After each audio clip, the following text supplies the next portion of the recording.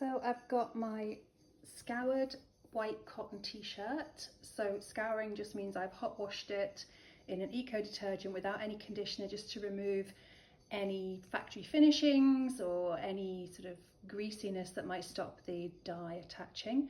I've got my rubber gloves, I've got my indigo vat, an egg cup, which I'm going to put in the vat in a second, some scissors and string, and that's a good look at the flower and the sort of coppery film that you get on top of a well reduced indigo vat. So it's a good indicator that this is ready to do some dyeing.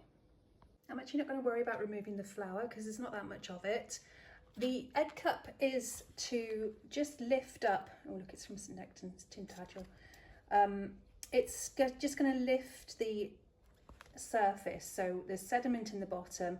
By placing this on the bottom, I know my bundled t-shirt is going to just sit on top of it. Do this really carefully. I don't want to introduce air into the vat, so what we've created here is a reduction vat. That means we've reduced the amount of oxygen in the liquid so that the indigo pigment is able to dye. So I'm going to very, very gently lower it and let it submerge without making any bubbles, and then put it all the way on the bottom really, really gently.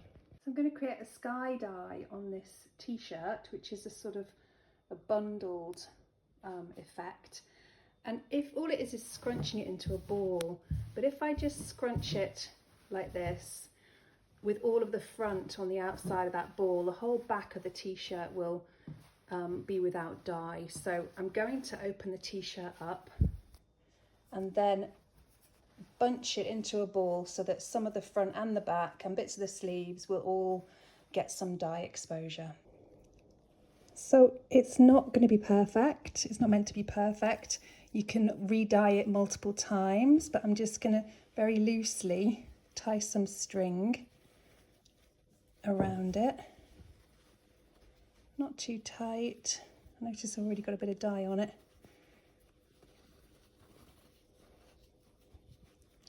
I'm just going to make a bow so I can undo it easily and retie it for a second dip. I'm wetting the bundle. And I'm going to move outside onto the grass where indigo drips aren't going to matter. You have to be really careful when you move your vat because it doesn't like being disturbed, so I'm going to tiptoe.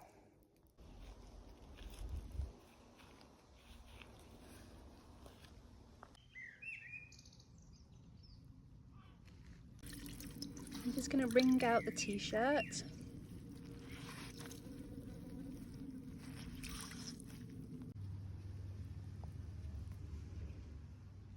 Place it in the vat.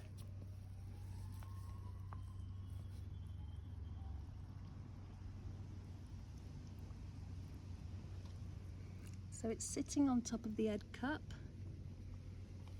I can give it a little bit of a squeeze and move about under the surface, and it is floating. So I'm going to go and get a glass and sit that on top to weight it down. I'm just going to leave this for half an hour.